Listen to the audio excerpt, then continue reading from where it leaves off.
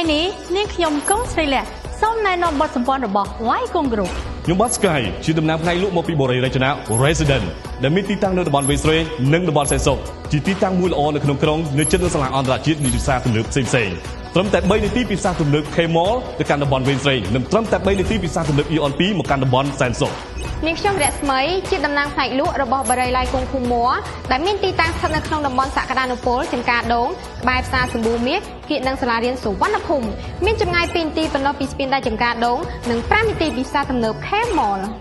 ខ្ញុំបាទកាស៊ីងជាតំណាងផ្នែកលក់របស់បរិយាល័យគង់ Emerald Resident ដែលមានទីតាំងនៅតំបន់ចំចៅជាតំបន់ពោពេញទៅដោយសក្តានុពលនិងការអភិវឌ្ឍដ៏រីកចម្រើន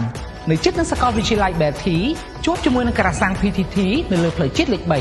មានចម្ងាយត្រឹមតែ2នាទីប៉ុណ្ណោះពីស្ពានអាកាសចំចៅ នាងខ្ញុំស៊ីនាងជាតំណាងផ្នែកលក់នៅបរិយាល័យកុង Green Home ដែលមានទីតាំងស្ថិតនៅតំបន់ចំការដូងផ្លូវ371ពោពេញទៅដោយផ្សារនិងសាលារៀនចំណាយត្រឹមតែ3នាទីតែប៉ុណ្ណោះពីស្ពានដៃចំការដូងនិង10នាទីពីផ្សារទំនើប Eon 3 ឡាយកុងគ្រប់បន្តការរីកចម្រើនជាមួយគ្នា ដោយផ្ដោតសំខាន់លើគុណភាពជាកត្តាចាំបាច់ ដើម្បីធានាបាននូវការរស់នៅបែបប្រកបនិយម និងប្រកបដោយនិរន្តរភាព ពួកយើងជាគ្រួសារតែមួយរបស់ឡាយកុង